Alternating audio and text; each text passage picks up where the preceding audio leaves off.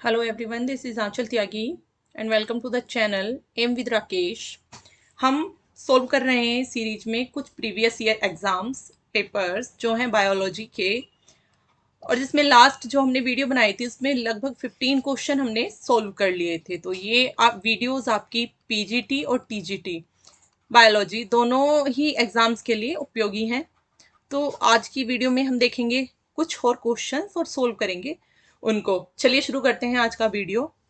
सबसे पहले बात करते हैं क्वेश्चन नंबर 15 की, जिसकी हम लास्ट वीडियो में भी लास्ट क्लास में भी बात कर रहे थे, लेकिन कुछ कंफ्यूजन मुझे रह गया था कि जो क्लाइनफेल्टर सिंड्रोम होता है उसमें आपके क्रोमोसोम्स क्या होती है, उनका एक्स एक्स वाई होता है कैरियोटाइप या एक्स वाई वाई होता है।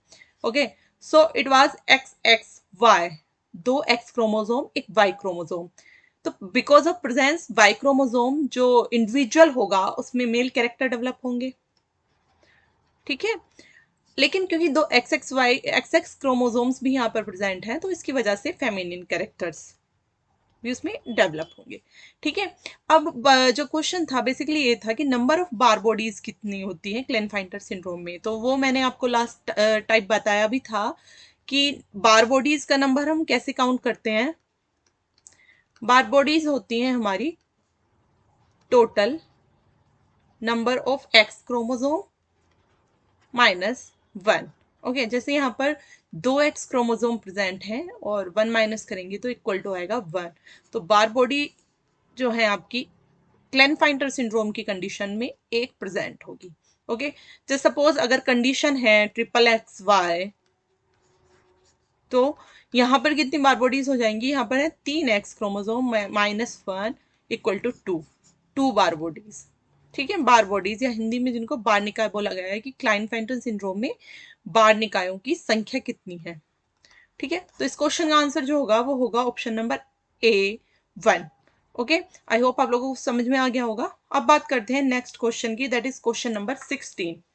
Histone octamer does not include, या हिस्टोन ऑक्टोमर में शामिल नहीं है। यहाँ पर कुछ जो ऑप्शंस दिए गए हैं आपको H1 H2B H3 H4, ये बेसिकली आपकी प्रोटीन्स हैं, ठीक है। इनमें से कुछ आपकी हिस्टोन ऑक्टोमर में प्रेजेंट होती हैं और कौन सी प्रेजेंट नहीं है, ये क्वेश्चन में पूछा गया है। तो सबसे पहले बात करें अगर हिस्टोन ऑक्टोमर की, तो ये कहाँ प्रेजेंट होता है, जब हम डीएनए पैकेजिंग मॉडल पढ़ते हैं।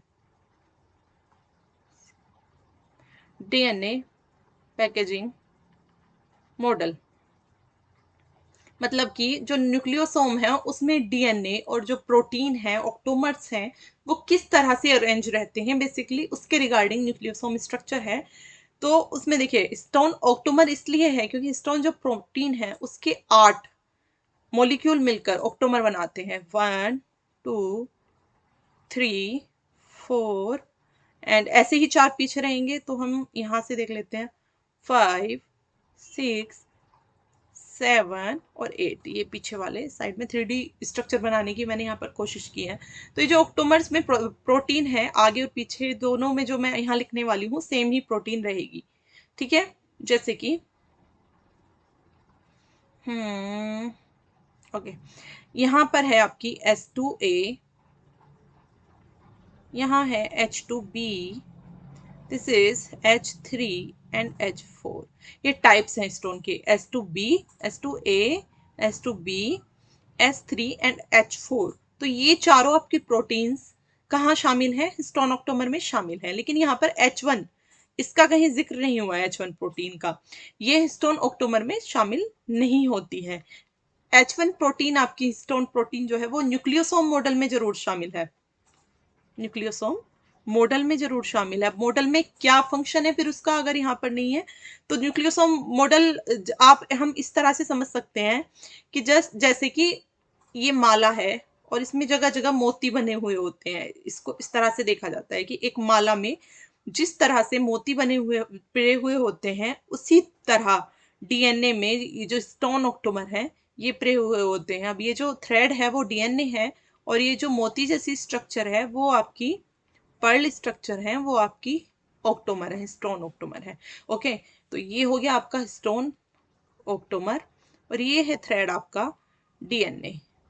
ओके, अब इस फिर हम बात करते हैं H1 प्रोटीन का काम कहाँ है। तो ये आपका ऑक्टोमर हो गया। तो जस्ट सपोज यहाँ से ये शुरू हुआ, ये डीएनए थ्रेड जा रहा है, तो कहीं यहाँ पे इस तरह से एक हिस्टोन ऑक्टोमर जुड़ा हुआ होगा, सॉरी H1 जुड़ा हुआ होगा, ऑक्टोमर तो ये हो गया, H1 जुड़ा हुआ हो गया। इसका काम है जहां से डीएनए स्टार्ट हुआ और जहां डीएनए क्लोज हुआ आके एग्जिट पे और एंट्री पे इसको बाइंड करने का काम आपकी H1 प्रोटीन करती है। ठीक है, समझ में आया आप लोगों को। अब बढ़ते हैं अपने दूसरे क्वेश्चन की तरफ, that is 16th। Mutations are mainly, mutation को हिंदी में बोलते हैं हम उत्परिवर्तन। ठीक है, कि जो उत्परिवर्तन होते हैं वो कैसे होते हैं, हार्मफुल हानिकारक, बेनिफिशियल लाभकारी, रिसेसिव अप्रभावी, डोमिनेंट प्रभावी। मतलब इन शब्द के अर्थ तो हम लोगों को पता ही है ना। हानिकारक क्या होंगे, जो किसी भी तरह से हमारे लिए हार्मफुल होंगे, जो हमें नुकसान पहुंचाते हैं। लाभकारी, जिनसे हमें बेनिफिट होते हैं, लाभ होते हैं। प्रभावी, जो प्रेजेंट तो हैं लेकिन वो अपना प्रभाव शो नहीं कर पा रहे हैं, किसी दूसरे से दबे हुए हैं उसके प्रभाव में। और डोमिनेंट या प्रभावी, कि दो कैरेक्टर प्रेजेंट है, एक रिसेसिव हो गया और दूसरा कैरेक्टर उस पर डोमिनेंट होकर अपना इफेक्ट दिखा रहा है। तो ये चारों टर्म्स उस संदर्भ में यूज होती हैं। तो सबसे पहले अगर म्यूटेशन की बात करें कि म्यूटेशन होती क्या है, जस्ट सपोज कोई आपका जीन है जिसमें आपके सॉरी जिसमें आपके नाइट्रोजन बेस प्रेजेंट है, CTAGGC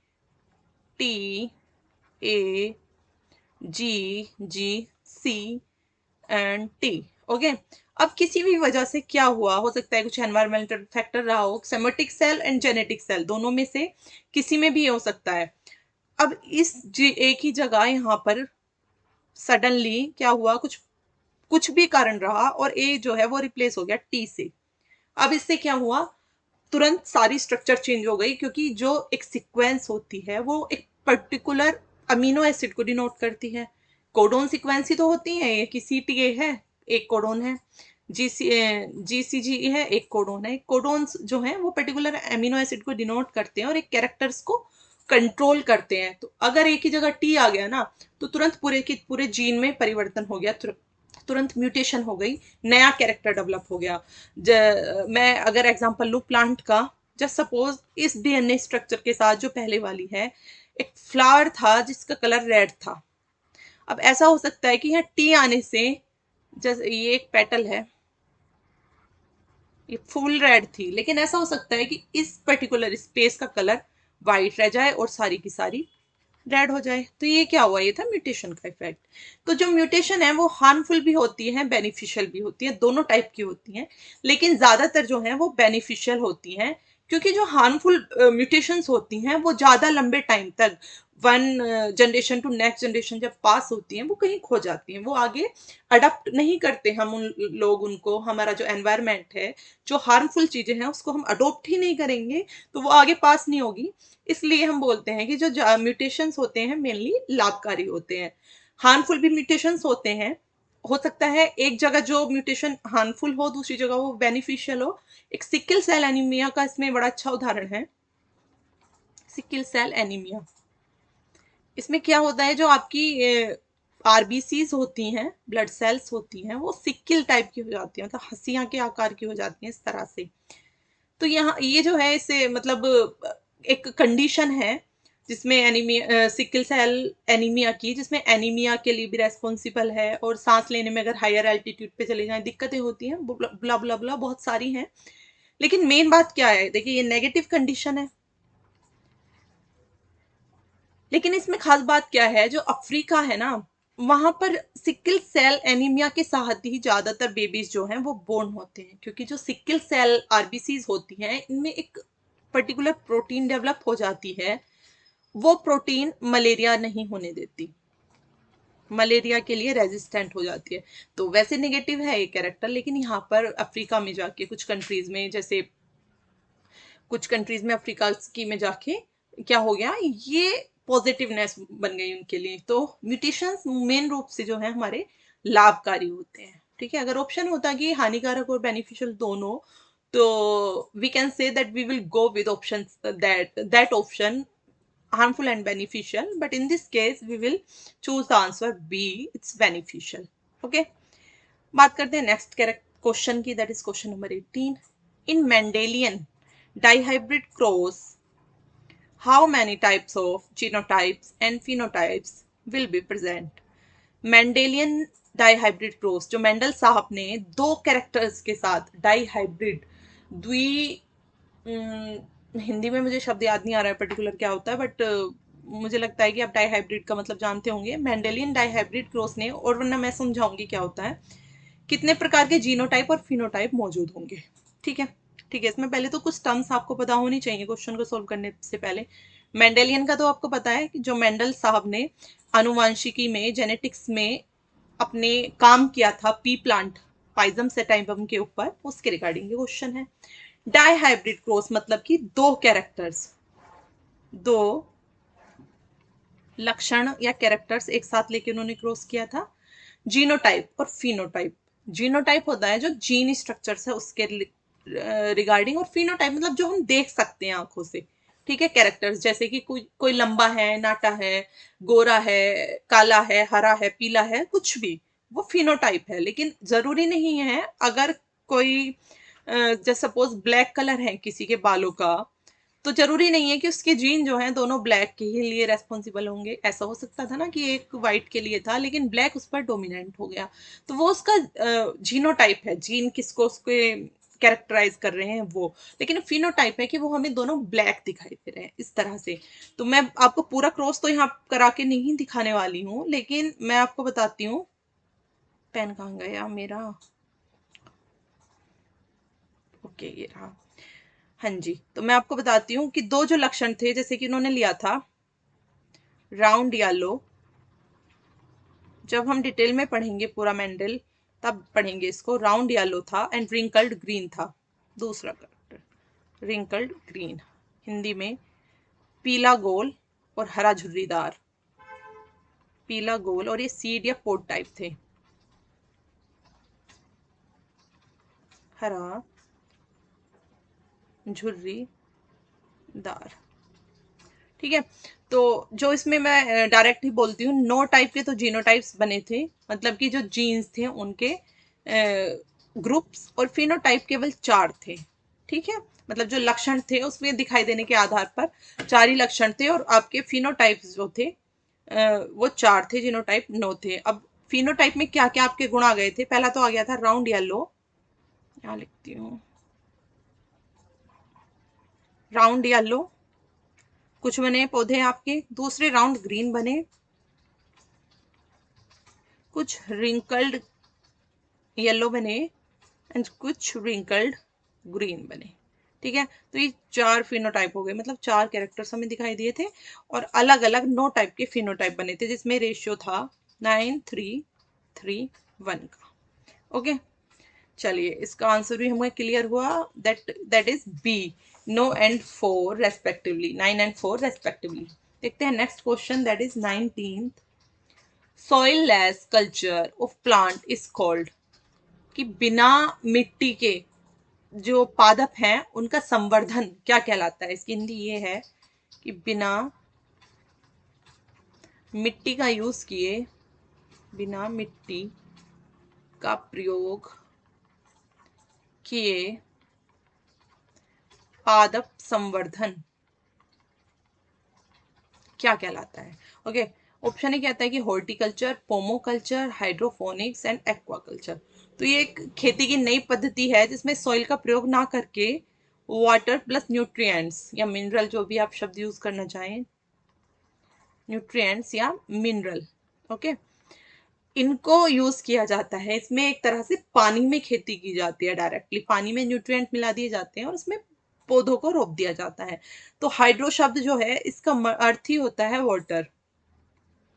हाइड्रो मीन्स होता है वाटर। ठीक है, तो हाइड्रोफोनिक्स वो आपका पर्टिकुलर मेथड है खेती करने का, जिसमें सॉइल लेस कल्चर किया जाता है, प्लांट्स को पानी में उगाया जाता है डायरेक्ट न्यूट्रिएंट्स और मिनरल को मिला के। ठीक है, तो आंसर होगा इस क्वेश्चन का सी, हाइड्रोफोनिक्स या हाइड्रोपोनिक्स। हिंदी में भी आपको यही शब्द देखने के लिए मिलेगा। ठीक है, जल संवर्धन भी मिल सकता है वैसे। ओके, क्वेश्चन नंबर 20 की बात करते हैं। Creatine phosphate is found in, creatine phosphate कहाँ पाया जाता है, किसमें पाया जाता है? एपिथेलियल टिश्यू, उपकला ऊतक, बी न्यूरल टिश्यू, तंत्रिका ऊतक, सी मस्कुलर टिश्यूज, मांसपेशियों में जो टिश्यूज पाए जाते हैं मांसपेशियों के ऊतक में, या डी अस्थि मज्जा या बोन मेरो में। ठीक है, तो जो आपका क्रिएटिन फॉस्फेट है ये आपका हाई एनर्जी का सोर्स है। फॉस्फेट में जो फॉस्फेट न्यूट्रिएंट होते हैं उसमें हाई एनर्जी सोर्स है।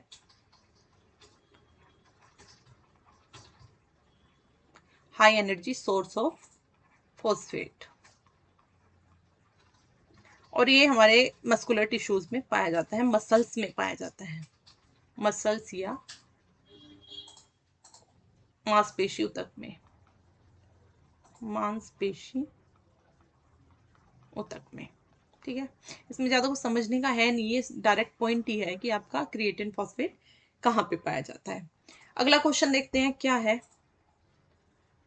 21वां, 1 litre of blood carries how much oxygen to the body tissues. ठीक है, 1 लीटर रक्त शरीर के ऊतकों को कितनी ऑक्सीजन देता है? ओके, हम सबको मालूम है कि जो हमारे बॉडी में ऑक्सीजन कैरी करता है कौन करता है? ब्लड करता है। ब्लड में भी स्पेशली जो आरबीसीज होती हैं वो लगभग ब्लड का 97% ऑक्सीजन जो है वो कैरी करती हैं, मतलब कि इतना ऑक्सीजन बॉडी टिश्यूज को ले जा करके ब्लड में मिक्स करके देती हैं। आरबीसीज में भी पर्टिकुलरली किसका काम होता है ऑक्सीजन कैरी करना? हीमोग्लोबिन, हीमोग्लोबिन का। एक हीमोग्लोबिन जो है, 1 haemoglobin can bind with 4 oxygen at. Okay, एक हीमोग्लोबिन 4 ऑक्सीजन के एटम को कैरी करता है। तो ये भी एक पॉइंट, इसमें ये कुछ एडिशनल जानकारियां थी। इसमें 97% तो आरबीसी करती है, इसके अलावा प्लाज्मा में घुल के कुछ आपका 3% के लगभग ऑक्सीजन बॉडी टिश्यूज तक जाता है। तो क्वेश्चन में जो पूछा है कि 1 लीटर रक्त में शरीर के ऊतकों को कितनी ऑक्सीजन देता है, तो वो देता है लगभग 200 ml। ठीक है, 150 ml भी आपको कहीं कहीं देखने के लिए मिल सकता है, लेकिन अगर 150-200 दोनों प्रेजेंट है तो हम 200 ml के साथ जाएंगे। ठीक है, तो ये भी एक पॉइंट ऐसा है जो आपको याद रखना होगा, लर्न करना होगा। इसमें भी कुछ समझने के लिए अलग से नहीं है कि 1 लीटर रक्त शरीर के ऊतकों को कितनी ऑक्सीजन देता है। अब बात करते हैं क्वेश्चन नंबर 22 की, 22nd की, that is trophic levels in A food chain show. एक खाद्य श्रृंखला में पोषण से संबंधित स्तर, फंक्शनल लेवल होते हैं, कार्यात्मक स्तर होते हैं, एनर्जी लेवल होते हैं, ऊर्जा स्तर, निश होते हैं, आला, ये शब्द कुछ नया था, निश, ठीक है, निश होते हैं, मतलब कि एक तरह से निश बोले तो रहने की जगह। Okay, the role of a species, एक प्रजाति की भूमिका क्या है उस जगह, उसको डिसाइड करते हैं। ओके, तो ट्रॉपिक लेवल्स क्या होते हैं? पहले तो सबसे बात ये है, फूड चेन्स आप लोगों को पता है क्या होती है? जैसे ग्रास है, ग्रास को कौन खाता है? ग्रास ऊपर खाता है, टिड्ढा खाता है। टिड्ढे को कौन खाएगा? मेंढक खाएगा। जो सपोज मेंढक को कौन खाएगा? सांप खा लेगा। तो ये क्या है? ये पूरी एक फूड चेन है। अब इस फूड चेन में एक पर्टिकुलर जो ग्रुप होता है वो एक ट्रॉपिक लेवल को डिनोट करता है। जैसे ग्रास क्या हो गए? हमारे प्रोड्यूसर्स हो गए।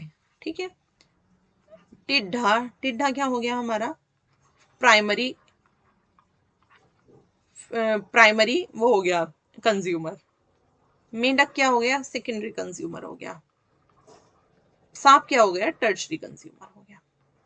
देखिए, अगर मैं जाऊं कि रोल ऑफ स्पीशीज जो है वो एक फूड चेन में ट्रॉपिक लेवल डिसाइड करते हैं, तो ये तो ऑप्शन गलत हो जाएगा, क्योंकि ऐसा नहीं है कि एक ही स्पीशीज वहां पर एक पर्टिकुलर ट्रॉपिक लेवल में होती है। जरूरी नहीं है कि यार टिड्डे ही हैं वो घास खाएंगे, घास खाने के लिए गाय भी हो सकती है। ठीक है, या फिर घास को कोई और भी चीज, डियर खा सकता है, और डियर को फिर ऐसा भी हो सकता है कि लॉयन खा ले। ओके, तो ये स्पीशीज की भूमिका तो इसमें पर्टिकुलर नहीं होती है। यहाँ बात होती है ऊर्जा स्तर की, एनर्जी लेवल की। वो किस तरह से, जो एक पर्टिकुलर आपका प्रोड्यूसर्स है, इनकी एनर्जी का एक लेवल होता है, एनर्जी कुछ कैलोरीज में इनकी डिसाइड होती है, और यहाँ एक लॉ एक्ट करता है, 10% लॉ। मतलब कि अगर कुछ एनर्जी, जैसे सपोज यहाँ 1000 किलो कैलोरी एनर्जी थी, तो जब उसका नेक्स्ट उसको कोई भी ट्रॉपिक लेवल का कंज्यूमर इस पर फीड अप करेगा, तो अगली उसमें केवल 1000 की 10% एनर्जी ही जाएगी, बाकी जो एनर्जी है वो कहीं एटमॉस्फेयर में खो जाएगी। तो 1000 का 10% कितना हो जाता है? 1000 का 10%, इट्स 100। अब यहाँ से थर्ड आपके जब सेकेंडरी ट्रॉपिक लेवल में, सेकेंडरी कंज्यूमर के पास या थर्ड ट्रॉपिक लेवल में एनर्जी जाएगी, तो अब 100 की 10% जाएगी, नेक्स्ट में जाएगी तो 1 जाएगी, इस तरह से एनर्जी कम होती चली जाती है। तो हर ट्रॉपिक लेवल आपका फूड चेन में शो करता है एनर्जी लेवल को। ओके, समझ में आया होगा आई होप आपको। कोई भी किसी क्वेश्चन में डाउट है या कुछ मैंने गलत बोल दिया है तो आप लोग प्लीज कमेंट बॉक्स में लिखकर जरूर बताइएगा। क्वेश्चन नंबर 23 बोलता है Glossina palpalis is the zoological name of, ठीक है, कि ग्लोसिना पैल्पेलिस किसका जूलॉजिकल नेम है? तो ये सीसी फ्लाई का जूलॉजिकल नेम है। सीसी फ्लाई, इसको कभी कभी जीजी फ्लाई भी बोलते हैं, ठीक है, जीजी फ्लाई। ये एक अफ्रीकन एक स्लीपिंग सिकनेस बीमारी होती है, उसका जो कैरियर होता है, उसका जो वाहक होता है, दैट इज ट्रिप्नोसोमा। उसको एक इंडिविजुअल से दूसरे इंडिविजुअल तक ले जाती है। जैसे फीमेल एनाफ्लीज होती है, वो प्लाज्मोडियम को ले जाती है, मलेरिया के वाहक को, मलेरिया के सॉरी कारण को वाहक के रूप में काम कौन करता है? Female Anopheles. यहाँ पर स्लीपिंग सिकनेस जो बीमारी है उसके केस में सीसी फ्लाई ट्रिप्नोसोमा को के लिए करियर का काम करती है, वाहक का काम करती है। Okay, next is question number 24। Pycnoxylic wood is found in cypress, pinus, banyan tree, shorea robust। यहाँ पिक्नोजाइलिक वुड एक वुड का टाइप है, मुझे हिंदी नहीं पता इसकी पिक्नोजाइलिक की क्या होती है, क्वेश्चन में भी नहीं मिली मुझे। तो वो किस में, पिक्नोजाइलिक वुड जो है वो किस में पाई जाती है उसके रिगार्डिंग ये क्वेश्चन है। तो देखिए जो वुड होती है आपकी, दो हम हिस्सों में इनको कैटेगराइज कर सकते हैं, मेनोजाइलिक, मेनोजाइलिक एंड पिक्नोजाइलिक। तो मोनोजाइलिक जो वुड होती है वो नॉन ड्यूरेबल होती है, मतलब उनकी ड्यूरेबिलिटी कम होती है, वो क्षमता सहने की कम होती है, पिक्नोजाइलिक की ज्यादा होती है। इस बात से ही हम लोग समझ सकते हैं कि जो मेनोजाइलिक वुड है उसको हम for like we can say commercial purpose के लिए यूज नहीं करते हैं। पिक्नोजाइलिक पिक्नोजाइलिक वुड को हम कमर्शियल पर्पस के लिए यूज कर सकते हैं, जैसे कि घर में जैसे सपोज अलमीरास वगैरह चढ़ी होती हैं या घर पे फर्नीचर होता है, तो उस सब में हम पिक्नोजाइलिक वुड का यूज कर सकते हैं। तो मेन चीज जो मेन डिफरेंस होता है उसमें ये होता है कि जो मेनोजाइलिक वुड है उसमें जाइलम जो है वो कम होता है, ठीक है, लेस होता है, जबकि पिक्नोजाइलिक वुड में लार्ज अमाउंट ऑफ जाइलम पाई जाती है।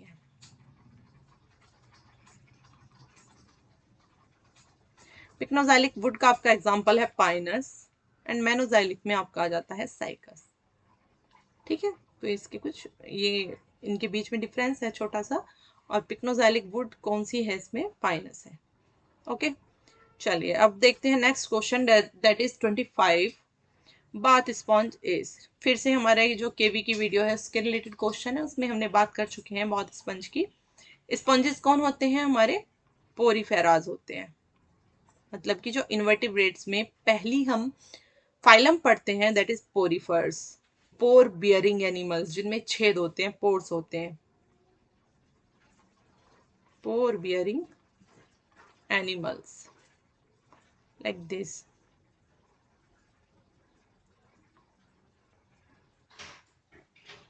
सबस्ट्रेटम से चिपके हुए होते हैं और इस तरह से उनमें होल्स होते हैं, इसलिए इनको स्पॉन्ज कहा जाता है, ठीक है। तो इसमें कुछ भी समझाने वाली बात नहीं है, इसमें स्पॉन्जिया ही हमारा बाउथ स्पंज होता है। कुछ क्वेश्चंस ऐसे होते हैं जिनको हमें रटना होता है, तो उसमें से ही एक क्वेश्चन है कि बाथ स्पंज है वो हमारा यूस्पॉन्जिया है। ओके, अब बढ़ते हैं नेक्स्ट क्वेश्चन की तरफ, देखते हैं 26 क्वेश्चन क्या कहता है। गोसिपियम बिलोंग्स टू फैमिली, यहाँ पर एक जीनस हमें दिया गया है बेसिकली, और पूछा है किस फैमिली से बिलोंग करता है। तो जो ये भी आपका थोड़ा सा रटने वाला है कि कुछ फैमिलीज के हमको इंपॉर्टेंट एग्जांपल्स याद होने चाहिए।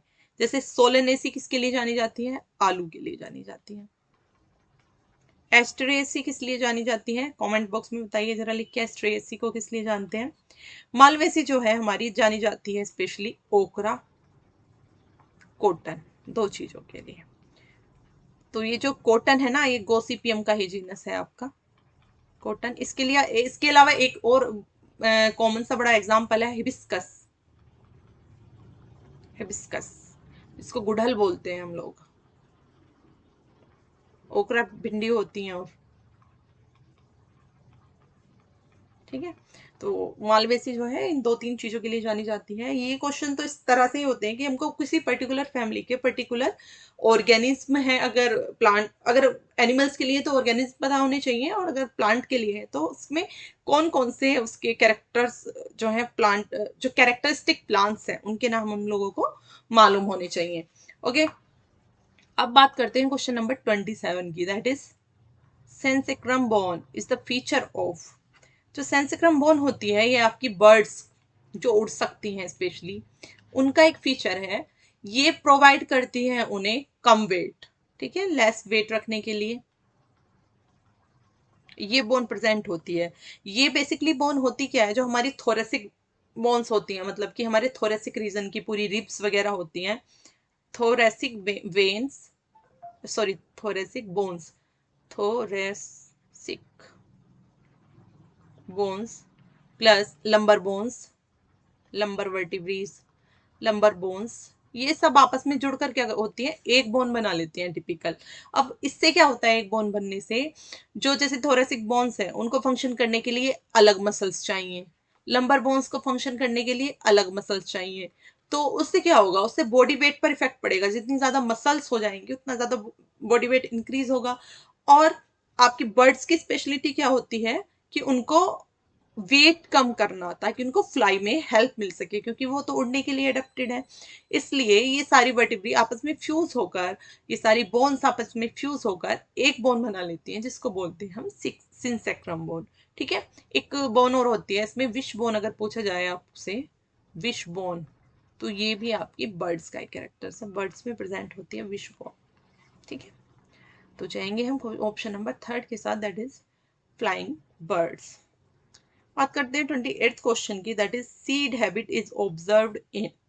ओके, जैसे अभी हमने सिंसेक्रम बोन की बात की, फ्लाइंग बर्ड्स की एडेप्टेशन है, तो ये जो सीड हैबिट है ये भी एक एडेप्टेशन है, टेरिडोफाइट्स में मिलने वाली बेसिकली।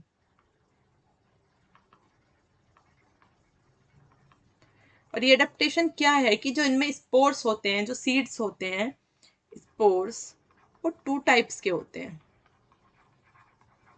ठीक है, तो जिसमें अलग अलग स्पोर्स हों दोनों, जैसे मेगा स्पोर, बड़ा जो स्पोर होता है उसको मेगा स्पोर बोलते हैं, जो छोटा स्पोर होता है उसको माइक्रो स्पोर बोलते हैं, जिसको बोलते हैं हम कलेक्टिवली हेट्रोस्कोपी।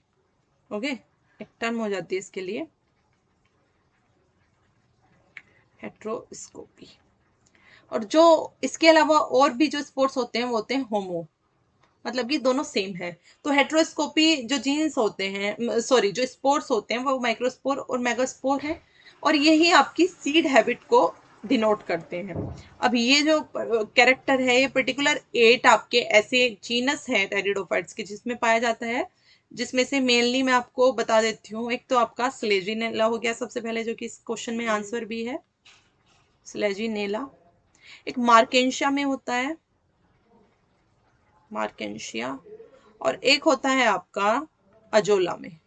ठीक है, बाकी के नाम हम पढ़ेंगे अपनी डिटेल वाली क्लास में। 3 ही एग्जाम्पल अभी काफी हैं कि जो सीड हैबिट है वो एक अडेप्टेशन है बेसिकली, कि जो स्पोर्ट्स हैं वो 2 टाइप के हो जाते हैं। इससे क्या फायदा हुआ, अच्छा सीड है, जो सीड है तो वो 2 टाइप के होने से फायदा क्या हुआ, सेक्सुअल रिप्रोडक्शन में इसमें हेल्प मिली, कि जो मेगा स्पोर्ट्स है उससे केवल एक ही स्पोर आपका आगे जाके डेवलप होता है। ये सेक्सुअल रिप्रोडक्शन के लिए एक एडेप्टेशन है, अच्छी बात है।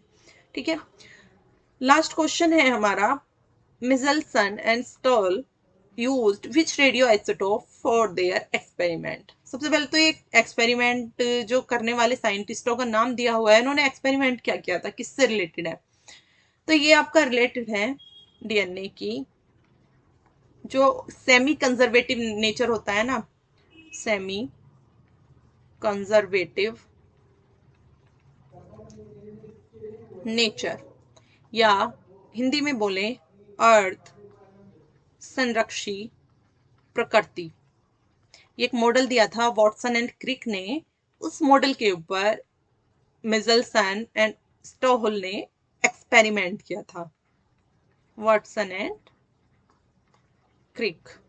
ठीक है, इनका एक्सपेरिमेंट था बेसिकली कि जो डीएनए है उसकी जो वेट,